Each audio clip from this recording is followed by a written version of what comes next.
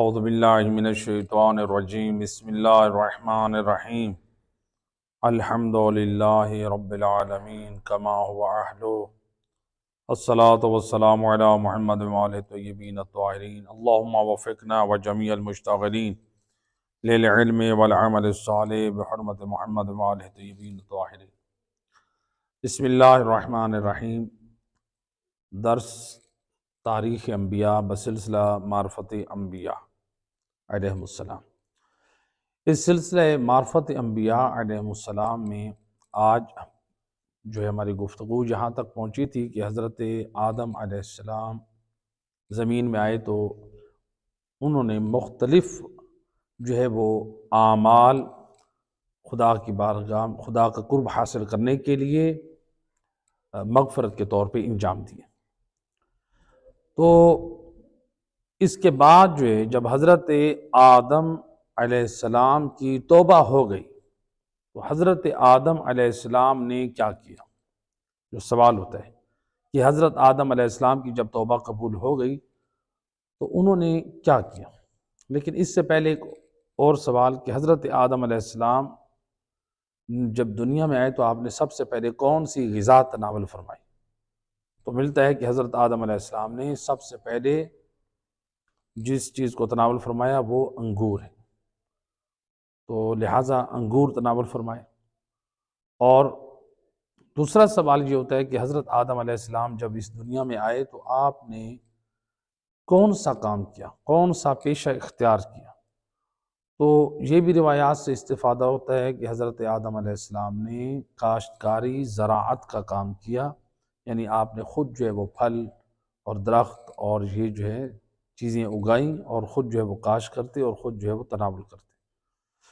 تو یہ جو ہے اس کے بعد اب دیکھیں حضرت آدم علیہ السلام کے اس کاشتکاری اور زراعت سے بھی ہمیں ایک پیغام ملا ہے فرزندان حضرت آدم کو کہ حضرت آدم اللہ کے نبی ابو البشر جب وہ دنیا میں آئے ہیں تو حضرت آدم نے بھی حرکت کی ہے، ہاتھ پاؤں استعمال کیے ہیں۔ ایسا نہیں ہے کہ گھر میں بیٹھ گئے ہوں اور خدا سے کہیں کہ بار الہ اب تو میرے لیے انتظام کر، خود اللہ کے نبی ہیں لیکن خود کوشش کی ہے۔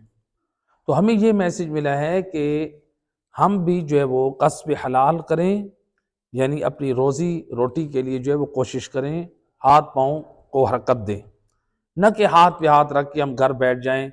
عام طور پہ جو ہمارے معاشرے میں ایک جو ہے زیادہ تر لوگوں میں یہ رجحان پایا جا رہا ہے کہ ہم جو ہے معاشرے کے اپنے آپ کو غریب شو کریں اور لوگ جو ہے پھر وہ ہماری امداد کریں۔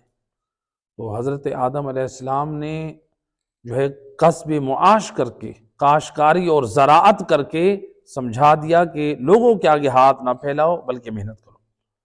اور روایت ہے رسول خدا صلی اللہ علیہ وآلہ وسلم اللہم صلی علی آپ نے دیکھا ایک شخص ہے، بوڑھا شخص ہے، اور وہ کیچڑ اور گارے میں وہ مزدوری کر رہا ہے۔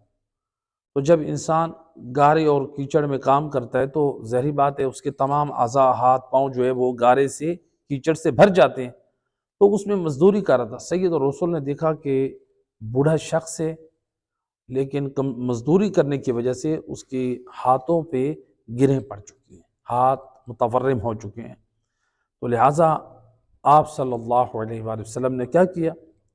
اس بزرگ کے قریب گئے جن جگہوں پر گرہیں پڑی ہوئی تھی کام کرنے کی وجہ سے، آپ صلی اللہ علیہ وآلہ وسلم نے اس کے ہاتھوں کو پکڑا اور اس مقام کا بوسہ دے دیا۔ اللہ اکبر! یعنی آج دنیا ترستی ہے کہ ہم رسول اللہ کی جاری کا بوسہ دیں، اور سید الرسل کن ہاتھوں کا بوسہ دے رہے ہیں؟ جو کسب حلال کر رہے ہیں، حلال رزق کما رہے ہیں۔ گویا رسول اللہ اپنے عمل سے بتا رہے ہیں حلال روزی کمانے والا مجھ مصطفیٰ کی نگاہ میں اتنا باعظمت ہے کہ اس کے ہاتھ مصطفیٰ کے لیے چومنے کے قابل ہیں۔ رسول اللہ کائنات کی افضل ہستی وہ چوم رہی ہیں، بتا رہی ہیں کہ کسب حلال کرنے والا کتنا جو ہے وہ باعظمت ہے۔ تو لہٰذا ہم جب دوسروں کے سامنے اپنا ہاتھ پھیلاتے ہیں، ظاہری بات ہے پھر انسان کی عزت اور شان ختم ہو جاتی ہے۔ تو انسان خود سے محنت کرے، خود اپنے پاؤں پر کھڑا ہو، خود جو ہے وہ اپنی ضروریات کو پورا کرنے کے لیے انسان ہاتھ پاؤں مارے۔ تو دوسرے افراد آپ کی ایک دفعہ مدد کریں گے، 2 مرتبہ، 3 مرتبہ، 4 دفعہ، جہاں تک کہ دنیا والے آپ کو رسوا بھی کر دیں گے، ذلیل بھی کر دیں گے۔ تو پھر انسان شکوہ نہ کرے کہ ہم نے اس سے تقاضا کیا اور اس نے ہمیں ذلیل کیا، اس نے ہمیں کچھ نہ دیا۔ تو یعنی دنیا والے بھی تھک جاتے ہیں، تنگ آ جاتے ہیں۔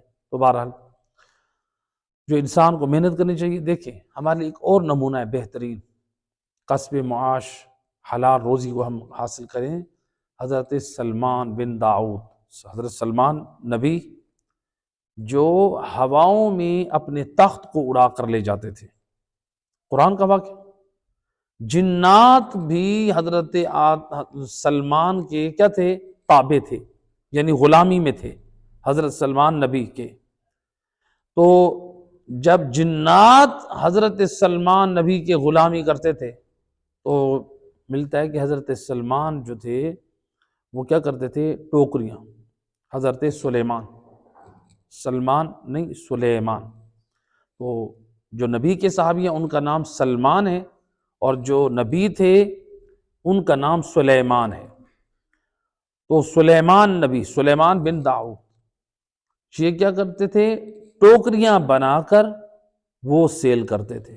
اب دیکھیں ایک نبی جو اپنا تخت ہواؤں میں اڑا کر لے جاتا ہے، جس نبی کے تابع جنات ہیں، اس نے بھی کہا ہے کہ نہیں، پیٹ بھرنے کے لیے جو ہے وہ گھر کا نظام چلانے کے لیے حلال رزق کسب معاش کی ضرورت ہے، تو لہٰذا آپ نے بھی کوشش کی۔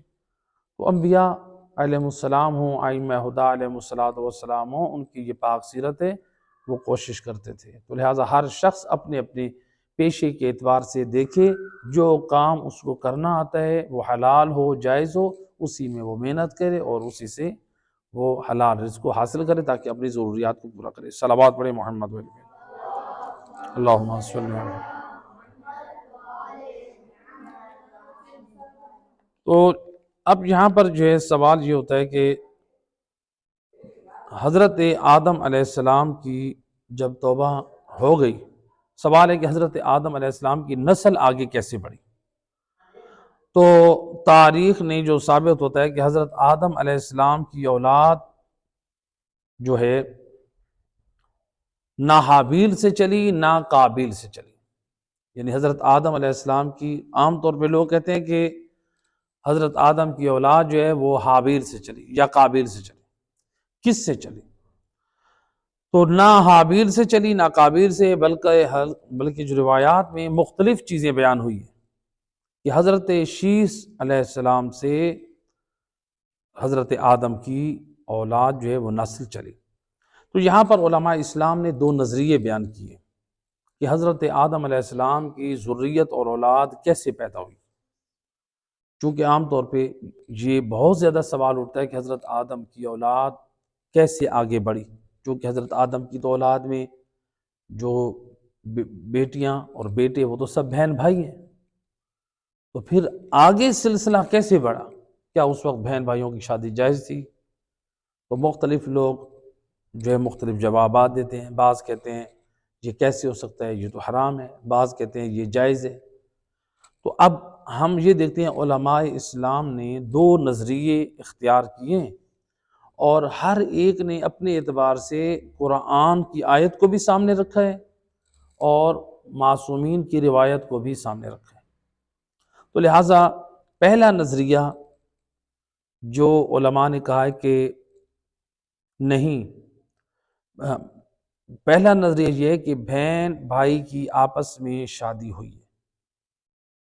حضرت آدم علیہ السلام کی جو اولاد تھی، پہلی اولاد، اس میں کس کی شادی ہوئی ہے؟ بہن اور بھائی کی، تو ان کی شادی ہوئی ہے۔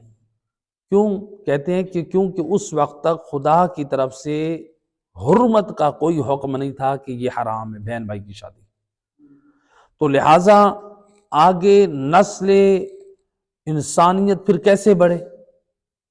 تو لہٰذا اس کو آگے بڑھانے کے لیے جو ہے وہ پہلے حرمت کا حکم نہیں تھا، یعنی حرام کا حکم نہیں تھا، تو لہٰذا انسانی نسل کے کو اس طرح سے بڑھانے کے لیے اور کوئی چارہ کار نہیں تھا، تو لہٰذا جب تک انسانی نسل آگے نہ بڑھی اس وقت تک جو ہے یہ کام حرام نہیں تھا۔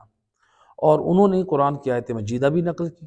اللہ تعالیٰ قرآن میں فرماتا ہے وَبَثَّ مِنْهُمَا رِجَالًا كَثِيرًا وَنِسَاءً۔ اللہ سبحانہ وتعالیٰ فرماتا ہے کہ یعنی حضرت آدم اور حوا سے بہت زیادہ مرد اور عورتیں جو ہے وہ نکالے، یعنی پیدا کیے۔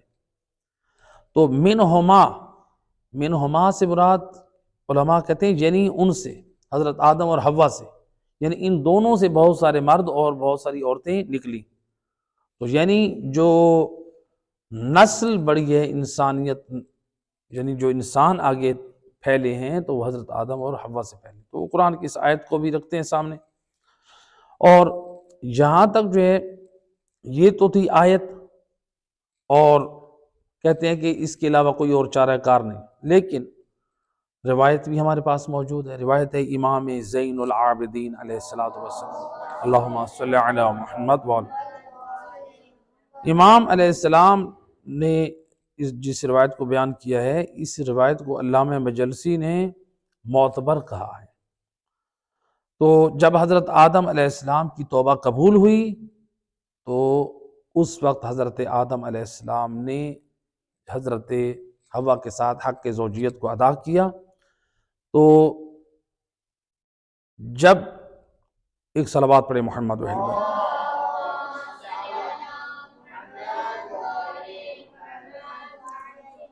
تو یعنی جو روایت امام فرماتے جب حضرت آدم اور حوا کی خلقت ہوئی اس وقت سے لے کر توبہ کے قبول ہونے تک دونوں ایک دوسرے سے دور تھے۔ جب توبہ قبول ہوئی تب حضرت آدم نے حق زوجیت کو ادا کیا۔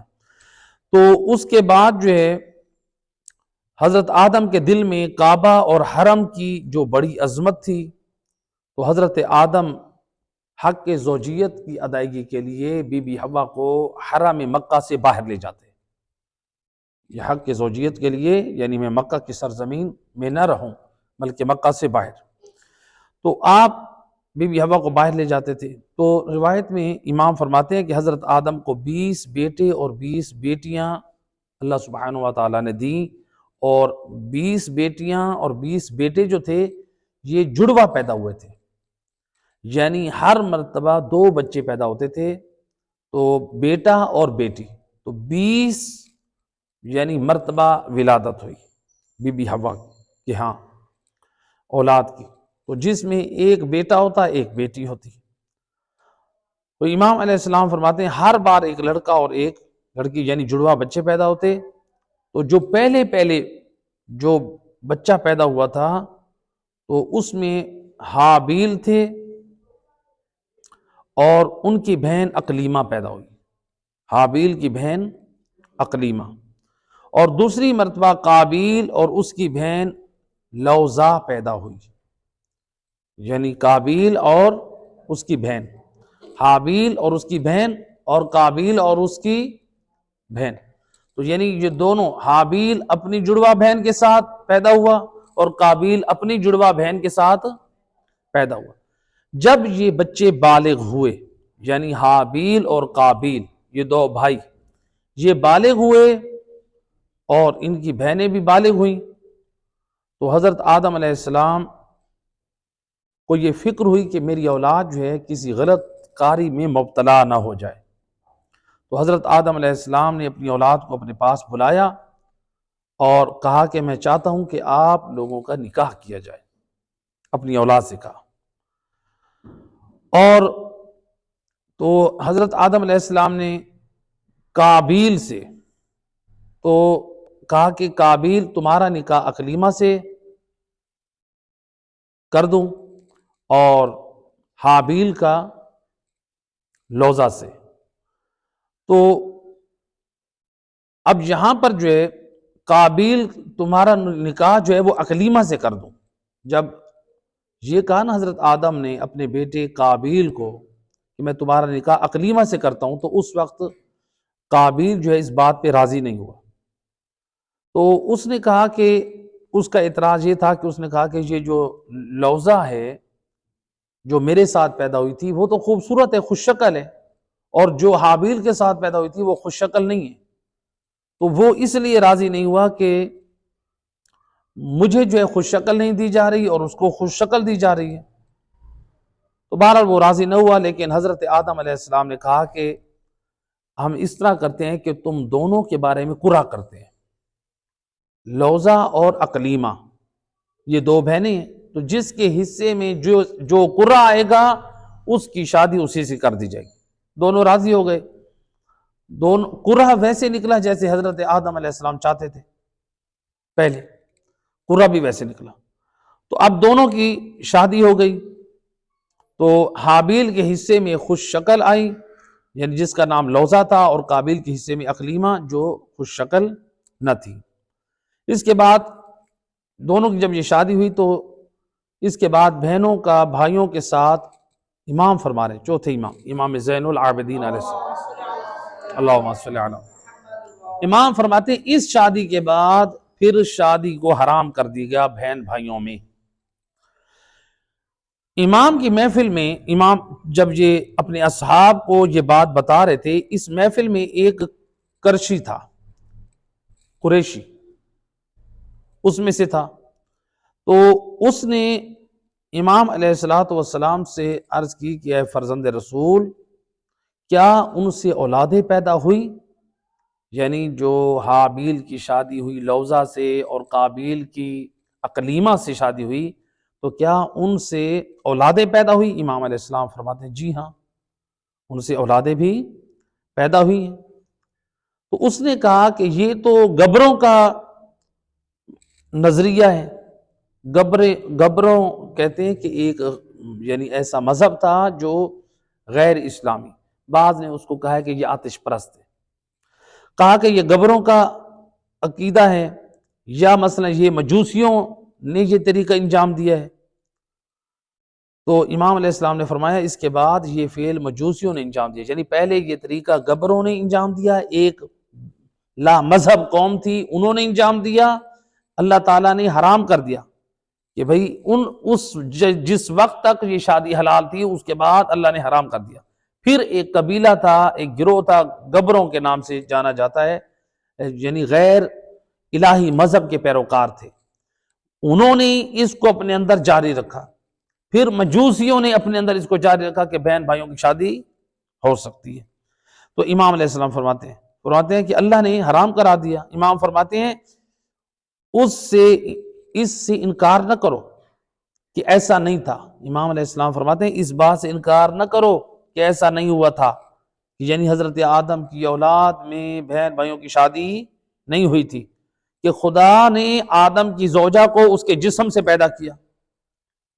امام علیہ السلام ایک دلیل دے رہے ہیں۔ امام فرماتے ہیں حضرت آدم کے بدن سے بی بی حوا کو پیدا کیا، یعنی جس مٹی سے بی بی حوا کو پیدا کیا وہ بچی ہوئی مٹی تھی نا، تو وہ حضرت آدم کے حصہ تھی وہ۔ تو امام علیہ السلام فرماتے ہیں کہ اسی میں سے، یعنی جب حوا آدم میں سے ہو سکتی ہیں تو آدم کی اولاد کے لیے کیوں نہیں ہو سکتی؟ تو امام علیہ السلام اس نقطے کی طرف متوجہ کرنا چاہ رہے ہیں۔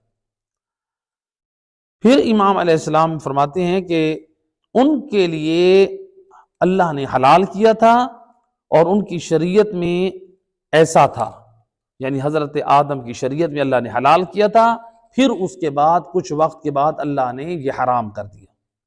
یہ حکم پہلے حلال تھا، پھر کیا کر دیا؟ حرام کر دیا۔ دوسری روایت ہے امام علی رضا علیہ السلام سے، اللہم صلی علی، راوی کہتا ہے کہ فرزند رسول امام علیہ السلام سے کسی نے سوال کیا، فرزند رسول حضرت آدم کی نسل آگے کیسے چلی؟ امام علیہ السلام نے فرمایا حابیل اور اس کی بہن حابیل جو ہے، یعنی حضرت حوا جو ہے وہ حابیل اور اس کی بہن سے حاملہ ہوئی، اور دوسری بار قابیل اور اس کی بہن سے حاملہ ہوئی۔ تو یعنی جس طرح پہلے ہم نے عرض کی ہے کہ دونوں جڑواں پیدا ہوئے۔ تو اس کے بعد حابیل کی کابیل کی بہن کے ساتھ اور قابیل کی حابیل کی بہن کے ساتھ شادی کی گئی۔ جب ان کی شادیاں ہو گئیں تو اس کے بعد اللہ سبحانہ وتعالیٰ نے پھر حکم دیا کہ اب کے بعد جو ہے وہ نکاح حرام ہے۔ تو یعنی ایک کچھ عرصے کے لیے مصلحت کے تحت نسل کو آگے بڑھانے کے لیے شریعت حضرت آدم علیہ السلام میں کچھ وقت کے لیے یہ حلال کیا گیا، لیکن بعد میں حرام کر دیا گیا۔ تو یہ جو ہے اب یہاں پر دیکھیں، بعض لوگ یہاں پر سوال کرتے ہیں، کہتے ہیں یہ کیسے ہو سکتا ہے؟ حضرت آدم علیہ السلام کی شریعت میں ایک چیز حلال ہو اور ہماری شریعت میں حرام ہو، یہ کیسے ہو سکتا ہے؟ ذہنوں میں سوال اٹھاتے ہیں کہ نہیں ہوتے بہت سارے لوگ؟ دیکھیں یہاں پر اہم نکات ہیں۔ جو انبیاؤں کے پاس جو شریعتیں پروردگار نے ان کو سونپی تھی وہ مختلف شریعتیں تھیں، ان میں مختلف احکام تھے۔ مثلا احکام کی شریعتوں میں اصول دین یعنی عقیدہ توحید جو بنیادی چیزیں ہیں وہ باقی ہوتی تھی، عقیدہ نبوت، معاد، یہ تمام شریعتوں میں ثابت تھے۔ جو اصول دین ہے، جو عقائد ہیں، وہ تمام شریعتوں میں ایک تھے، لیکن جو فروعات تھے، احکام شرعی تھے، وہ مختلف شریعتوں میں تبدیل ہوتے رہے۔ مثلا مثال کے طور پہ حضرت سلیمان بن داؤد نبی جو تھے، ان کے زمانے میں بعض روایات میں ملتا ہے کہ مجسمہ سازی یعنی بت بنانا جائز تھا۔ بت بنانا کیا تھا؟ جائز۔ لیکن شریعت محمدی میں، اسلام میں مجسمہ بنانا حرام ہے۔ یعنی اگر کھیل کھیل میں مثلا کوئی شخص مثال کے طور پہ موم بتی کے ساتھ بناتا ہے، مجسمہ بناتا ہے، کوئی یعنی کسی انسان کی شکل بنا دیتا ہے، یہ حرام ہے۔ یا اسی طرح سے مثلا مثال کے طور پہ سیمنٹ کے ساتھ انسانی شکل بنا دیتا ہے، کسی کا مجسمہ بناتا ہے، جاندار کا، انسانوں کا یا جانوروں کا کسی کا مجسمہ بنا دینا، یہ کیا ہے؟ حرام ہے۔ موم بتی سے بنائے، پلاسٹک سے بنائے، مٹی سے بنائے، سیمنٹ سے بنائے، پتھر کو تراش کے بنائے، لکڑی سے بنائے، جس طرح آپ دیکھتے ہیں بازار میں مثلا جو گڑیا فروخت ہوتی ہیں، ان کا بنانا یہ حرام ہے۔ اسی طرح سے جو کھلونے بنتے ہیں جانوروں والے، یہ بنانا کیا ہے؟ یہ حرام ہے، یعنی وہ بنانا حرام ہے جو بھی بناتا ہے۔ تو لہٰذا جو گڑیا بناتے ہیں مثلا وہ کپڑے کے ذریعے سے یا مثلا دوسری چیزوں سے، یہ بنانا بھی کیا ہے؟ حرام۔ تو مجسمہ سازی اسلام میں حرام ہے، جبکہ حضرت سلیمان کی شریعت میں حلال تھی۔ تو لہٰذا اب دیکھیں نا، شریعتوں میں احکام فرق کر رہے ہیں۔ اسی طرح سے ایک صلوات پڑھے محمد و اہل بیت اللہم صلی۔ اسی طرح سے یعنی جیسے یہی حکم ہے کہ یعنی بہن بھائی کا رشتہ حضرت آدم کی شریعت میں کچھ وقت کے لیے حلال تھا، پھر مصلحت کے تحت پھر اللہ تعالیٰ نے اس کو کیا کر دیا؟ اس کو اللہ نے حرام کر دیا۔ یہ اسی طرح سے ایک اور مثال بھی دے دوں، یہاں پر دیکھیں یہ بیت المقدس ہے۔ پہلے والے جو انبیاء کا زمانہ تھا، ان کے لیے قومیں تھی، ان کے لیے جو قبلہ تھا وہ کون سا تھا؟ بیت المقدس تھا۔ اور حتیٰ کہ مسلمانوں کے لیے بھی ابتداء اسلام میں بیت المقدس قبلہ اول تھا، اس کی طرف منہ کر کے نماز پڑھتے تھے۔ لیکن بعد میں حکم آیا، رسول اللہ حالت نماز میں تھے کہ آج سے مسلمانوں کا قبلہ کعبہ ہے۔ تو لہٰذا پہلے والی شریعتوں میں حکم جو تھا وہ قبلہ کیا تھا؟ بیت المقدس تھا، اور حتیٰ کہ مسلمانوں کے لیے بھی۔ لیکن ہمارے لیے اور قیامت تک کے لیے اب ہمارے لیے کعبہ قبلہ بن گیا۔ تو لہٰذا یہ احکام جو ہے وہ شریعتوں میں مختلف ہوتے رہتے ہیں۔ تو یہ اللہ سبحانہ وتعالیٰ اس میں جہاں پر دکھتا ہے حکمت اور مصلحت، اس کا خیال کرتا ہے۔ صلوات پڑھے محمد و اہل بیت۔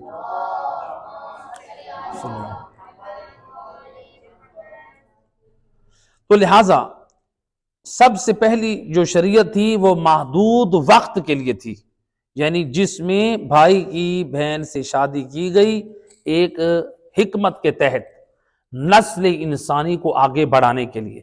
جب وہ آگے بڑھ گئی تو پھر اس کے بعد جو ہے وہاں پر حکم آ گیا کہ اب یہ حرام ہے۔ دوسرا نظریہ یہ تھا علماء کا پہلا نظریہ کہ حضرت آدم کی اولاد نسل کیسے بڑھی۔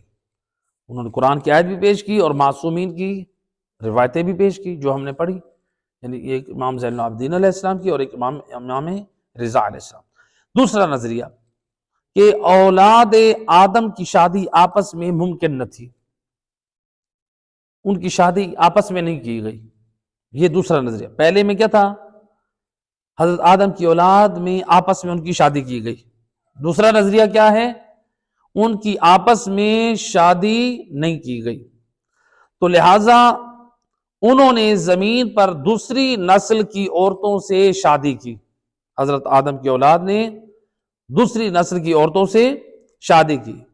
پھر جب حضرت آدم کی اولاد جو ہے چچا زاد لوگوں تک پہنچ گئی، یعنی دوسری نسل کی عورتوں سے شادی کی، جب چچا زاد تک یہ نسلیں پہنچی تو ان کے درمیان شادی کا پھر سلسلہ شروع ہو گیا۔ جب چچا زاد تک حضرت آدم کی اولاد پہنچی تو پھر حضرت آدم کی اولاد نے آپس میں شادیاں کرنا شروع کر دی۔ بھی اب چونکہ ہمارے ہاں جائز ہے کہ ہم چچا زاد تک پہنچ گئے۔ پہلے شادی کس سے کی تھی؟ دوسری نسل تھی، یعنی حضرت آدم کی نسل نہیں تھی، دوسری نسل جو مخلوق تھی اس عورتوں سے حضرت آدم کی اولاد کی شادیاں ہوئی۔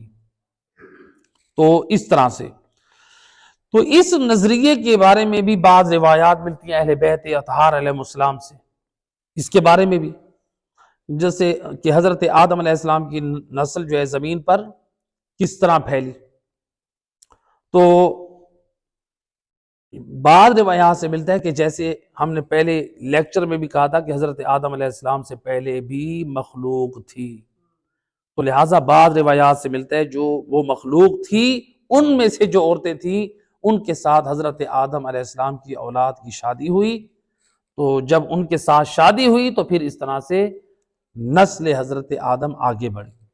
تو یعنی یہ وہ نظریہ ہے کہ جس میں یعنی بہن بھائیوں کی شادی نہیں ہوئی، بلکہ جو پہلی ایک مخلوق کی عورتیں موجود تھی ان کے ساتھ اولاد آدم کی شادیاں ہوئی اور نسل آگے بڑھی۔ جب چچاؤں تک پہنچی تو وہاں اس کے بعد انہوں نے آپس میں شادیاں کرنا شروع کی۔ تو ایک صلوات پڑھیں محمد و اہل بیت۔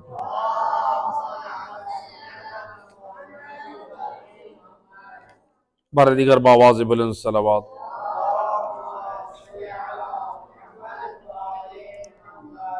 اور روایت ہے ہمارے پاس امام جعفر صادق علیہ الصلوۃ والسلام، اللہم صلی، جس کو ہم اختصار کے ساتھ نقل کریں۔ امام علیہ السلام کی خدمت میں کچھ افراد بیٹھے تھے، ان میں ایک شخص تھا سلمان بن خالد۔ وہ کہتے ہیں میں نے امام علیہ السلام کی خدمت میں عرض کیا فرزند رسول میں قربان جاؤں، لوگ کہتے ہیں کہ آدم نے اپنے بیٹوں کے ساتھ اپنی بیٹیوں کی شادی کی تھی۔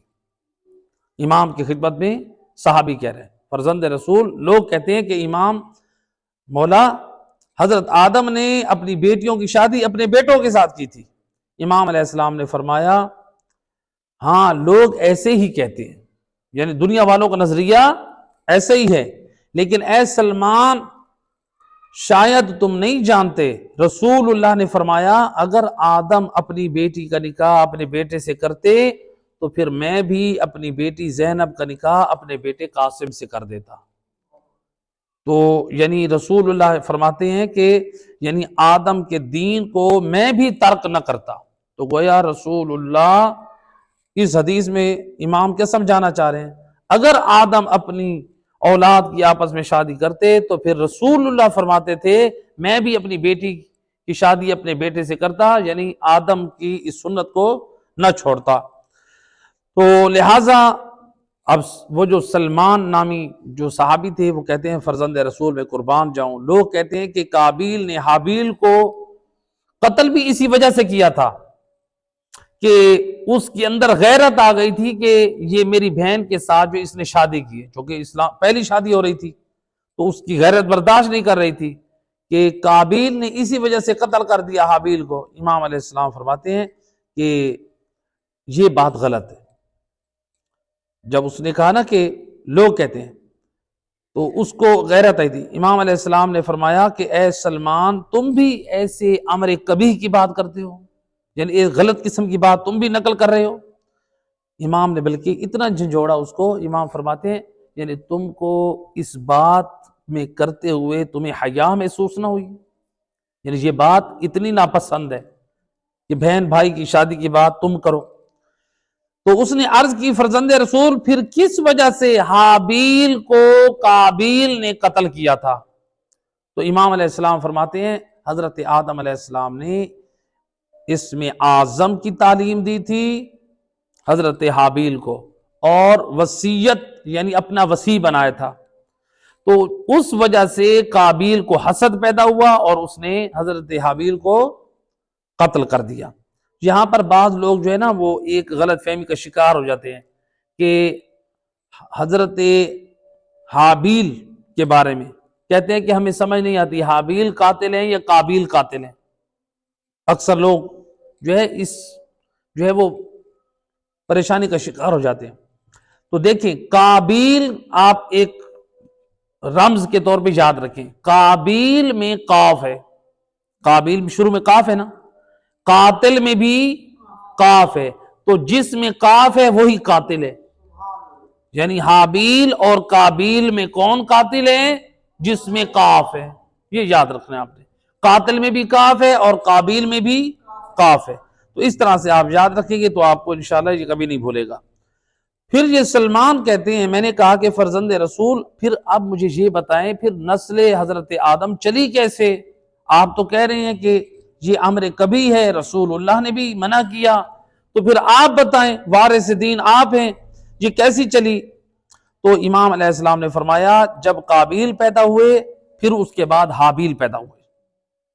جب قابیل بالغ ہوا تو اللہ تعالیٰ نے اس کے لیے ایک جنی خاتون کو زہر کیا اور آدم کو وحی کی کہ آپ قابیل کی اس سے شادی کر دیں، اس جنیہ خاتون سے اس سے شادی کر دیں۔ اور جب حابیل بالغ ہوئے تو اللہ سبحانہ و تعالیٰ نے ایک حور کو ظاہر کیا، اور جو انسانی شکل میں اللہ سبحانہ و تعالیٰ نے وحی کی اے آدم آپ حابیل کی شادی اس حور سے کر دیں۔ یعنی حور اور جنیہ، اس میں ایک بحث ہے، علماء ایک بحث کرتے ہیں کہ یہ کیسے ہو سکتا ہے کہ انسان کی شادی جو ہے وہ جنات سے یعنی ایک محال ہے، اور یا اسی طرح سے حور سے یعنی اس عالم میں ممکن نہیں ہے۔ تو یعنی اگر اللہ حور یا جنیہ کو شکل انسانی دے دے پھر ہو سکتا ہے۔ تو اللہ سبحانہ و تعالیٰ نے جس طرح آدم کو اپنے اعجاز و قدرت سے آدم کو مٹی کے پتلے میں روح پھونک کر اللہ سبحانہ و تعالیٰ نے وجود دیا، تو اس کو اللہ سبحانہ و تعالیٰ بنا سکتا ہے، پیدا کر سکتا ہے۔ تو کیا اللہ سبحانہ و تعالیٰ یعنی ایک جنیہ اور روح کو انسانی شکل میں انسان کے قابل شادی کے قابل نہیں بنا سکتا؟ ان اللہ علی کل شیء قدیر، اللہ ہر چیز پہ قادر ہے۔ تو لہٰذا ایک کے لیے ایک کی شادی، قابیل کی جنیہ کے ساتھ شادی ہوئی اور حابیل کی حور کے ساتھ شادی ہوئی۔ تو یہاں پر جو ہے جب ان کی شادی ہو گئی تو اس وقت دونوں کے ہاں بچہ ہوا، تو لہذا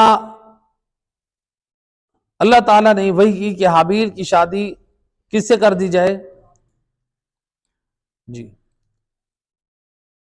حابیل کی شادی حور سے اور قابیل کی اس سے۔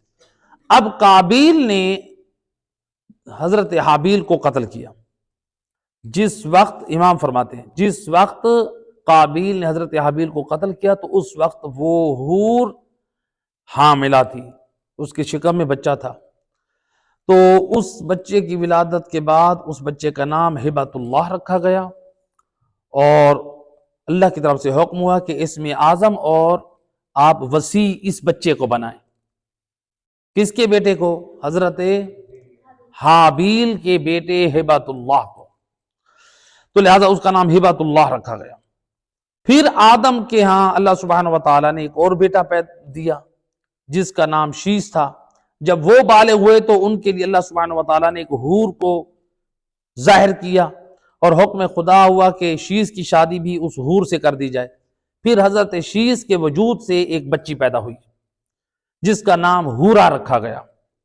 جب یہ لڑکی بالغ ہوئی تو بالغ ہوئی تو حضرت آدم نے حضرت شیس کے ساتھ اس بچی کی شادی کر دی، یعنی حضرت شیس علیہ السلام کے ساتھ یہ لڑکی جب بالغ ہوئی تو بالغ ہونے کے بعد حضرت آدم نے شیس کی بیٹی حورا سے حابیل کے بیٹے ہبت اللہ کی شادی کر دی۔ شیس کی بیٹی اور حابیل کا بیٹا، چونکہ وہ بیٹا ہو چکا تھا، ان دونوں کی شادی ہو گئی۔ تو جب ان دونوں کی شادی ہوئی تو اس کے بعد نسل حضرت آدم جو ہے وہ آگے کی طرف منتقل ہوئی، یعنی حضرت حابیل کا بیٹا اور حضرت شیس علیہ السلام کی بیٹی، یہ ایک روایت تھی۔ تو یعنی اب یہاں پر دیکھیں، اس روایات سے ہمیں یہ بھی ایک میسیج اور پیغام ملتا ہے کہ اللہ نے جو میاں بیوی کا جو حلال رشتہ قائم کیا ہے وہ نکاح کے ذریعے کیا ہے، چونکہ سب سے پہلا جو عقد ہوا تھا وہ بھی نکاح کے ساتھ ہوا تھا، اور قیامت تک کے لیے نکاح رکھا ہے۔ اور اسی لیے ملتا ہے کہ یعنی جنت سے جب شیطان کو نکالا گیا اور سانپ بھی نکلا تو حضرت آدم اور بی بی حوا ان کا تو عقد ہوا تھا، لیکن یہ شیطان تھا، اس نے اور سانپ نے اس نے لواط کیا، یعنی سب سے پہلے زمین پہ جو لواط کا بدفعلی، ہم جنس کے ساتھ بدفعلی کرنے والی، جو غیر شرعی کام کرنے والا جو تھا وہ شیطان ابلیس تھا۔ تو یعنی یہ جو لوگ جو اس کام میں مبتلا ہیں وہ شیطان کے پیروکار ہیں حقیقت میں۔ تو لہٰذا اور اس چیز کا ہمیں خیال کرنا چاہیے کہ جیسا کہ روایت میں ہے، امام جعفر صادق علیہ السلام، اللہم صلی علی محمد وآل محمد، امام علیہ السلام فرماتے ہیں دشمن علی دو وجہوں سے پیدا ہو سکتا ہے، دشمن علی بننے کی دو وجہ ہو سکتے ہیں۔ امام علیہ السلام فرماتے ہیں یا تو جو بچہ زنا سے پیدا ہو وہ دشمن علی بن سکتا ہے، یا وہ شخص جو اپنے حلال رشتے میں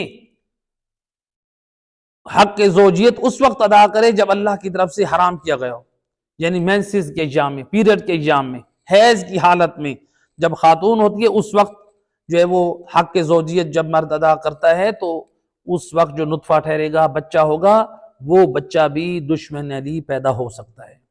تو لہٰذا امام صادق علیہ السلام نے عظیم میسیج دے دیا ہر جوان اور ہر مرد کو، ہر شادی شدہ کو، کہ دیکھو اللہ نے تمہارے اندر جو نور ولایت علی رکھا ہے، تمہاری نسلوں میں حبدار علی پیدا ہونا چاہیے، تو لہٰذا تم جو ہے ہوس کے پجاری اس طرح نہ بنو کہ زنا کرو، جو تمہاری نسل میں حلال طریقے سے حبدار علی آنا تھا وہ تمہاری اس شہوت رانی کی وجہ سے وہ دشمن علی پیدا ہو گیا، اور پھر جو حلال رشتہ تھا حق زوجیت ادا کرنے کے لیے جن ایام میں منع کیا گیا، پیریڈ کے ایام میں، مینسز کے ایام میں، حیض کے ایام میں، کہ قریب نہیں جانا، آپ نے ان ایام کا خیال نہیں کیا اور بچہ پیدا ہوا تو ہو سکتا ہے وہ بھی دشمن علی ہو۔ تو لہٰذا امام خبردار کر رہے ہیں اپنے موالیوں اور اپنے حبداروں کو کہ اللہ سبحانہ وتعالیٰ نے، یعنی تم لوگوں نے جو اقرار ولایت ائمہ اہل بیت کیا ہوا ہے تو ایسا نہ ہو کہ تمہاری اس غفلت کی وجہ سے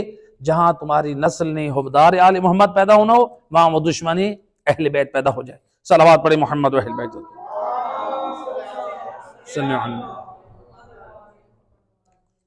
تو لہٰذا یہاں پر جو ہے ہمارے پاس ایک اور روایت ہے، مل کے صلوات پڑھے محمد و اہل بیت۔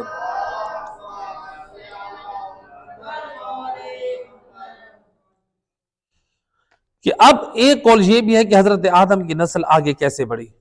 تو جب حضرت حابیل کے قتل کے بعد اللہ نے حضرت آدم کو ہبت اللہ دیا، اس کے بعد حضرت شیس اور ان کے بعد یافس، یہ فرزندان اکیلے اکیلے پیدا ہوئے۔ حضرت آدم کے پھر کتنے بیٹے پیدا ہوئے؟ تین بیٹے پیدا ہوئے، یعنی حضرت حابیل کے بعد، ان کی شہادت کے بعد شیس اور ہبت اللہ، جیسا کہ پہلے والی روایت میں یہ معلوم ہوا کہ ہبت اللہ حابیل کا بیٹا، لیکن دوسری روایت میں ہے کہ ہبت اللہ بھی حضرت آدم کا فرزند ہے۔ تو ہبت اللہ پیدا ہوئے اور یافس پیدا ہوئے، تو یہ علیحدہ علیحدہ پیدا ہوئے۔ تو ملتا ہے کہ جمعرات کے دن جنت سے اللہ سبحانہ وتعالیٰ نے عصر کے بعد ایک حور بھیجی جس کا نام نزلہ تھا، اس سے شیز کی شادی ہوئی، اور اس کے اگلے دن جمعہ کے دن عصر کے بعد ایک حور اتری جس کا نام منزلہ تھا، اس کی شادی یافس سے کی، یعنی دو حوریں آئیں، ایک کی شیز علیہ السلام سے شادی کی اور ایک کی یافس سے شادی کی۔ تو حضرت شیز کا بیٹا اور یافس کی بیٹی، ان دونوں کی شادی کی، تو اس سے پھر نسل انسانی آگے بڑھی۔ کس کی؟ حضرت شیز کا بیٹا اور یافس کی بیٹی۔ تو یہ نبی آدم کے دو بیٹے تھے جن کی شادی حوروں سے ہوئی، تو پھر اس طرح سے یہ نسل انسانی آگے بڑھی۔ اب گزشتہ قول کو اور اس قول کو سامنے رکھیں تو نتیجہ ہمارے سامنے کس بات کا آتا ہے؟ نتیجہ ہمارے سامنے یوں آتا ہے کہ حضرت پہلے قول کے مطابق حضرت شیز کی بیٹی حورا اور حابیل کا بیٹا ہبۃ اللہ، ان سے حضرت آدم کی نسل آگے بڑھی۔ اور دوسرے قول کو سامنے رکھیں تو جس سے معلوم ہوا حضرت شیز کا بیٹا اور یافس کی بیٹی۔ تو لہٰذا جو پہلا قول تھا اس میں بیٹی اور ہبۃ اللہ کا بیٹا، اور دوسرے قول کے مطابق شیز کا بیٹا اور یافس کی بیٹی، تو اس سے نسل حضرت آدم علیہ السلام بڑھی۔ تو خلاصہ کلام کیا بنا؟ یعنی حضرت آدم کی اولاد میں جو حضرت شیز علیہ السلام تھے، ان کی ایک بیٹی جو اور نبی زادے کے ساتھ بیائی گئی، اور حضرت شیز کا بیٹا اور نبی زادے کے ساتھ بیائی گئی، تو یعنی جو نسل حضرت آدم چلی وہ حضرت شیز کی بیٹی اور بیٹے سے چلی۔ تو حضرت شیز کی بیٹی جو حابیل کے بیٹے کے ساتھ شادی ہوئی تھی، اور حضرت شیز کا بیٹا جس کی شادی یافس کی بیٹی سے ہوئی۔ تو اس طرح سے یعنی حضرت آدم کی ذریت میں جو جد بنے، حضرت آدم کے بعد نسل حضرت آدم کے جو جد اعلیٰ بنے وہ حضرت شیز علیہ السلام بنے۔ تو یہاں تک ہماری یہ بات پہنچی ہے۔ اس کے بعد انشاءاللہ کہ حضرت حابیل اور حضرت قابیل کا قصہ اور حضرت آدم علیہ السلام کی جو حالات ہیں بیان ہوں گے۔ اے کریم مہربان اللہ، محمد اور آل محمد کی عزت کا واسطہ اس درس تاریخ انبیاء کو شرف قبولیت عطا فرما۔ اے کریم مہربان اللہ، بحق محمد و اہل بیت علیہ السلام جس مرد مومن کی طرف سے تبرک کا انتظام ہوا، بار الہ قبول و منظور فرما۔ اے مہربان اللہ، اس تبرک کا ثواب، اس درس کا ثواب ان کی مرحومین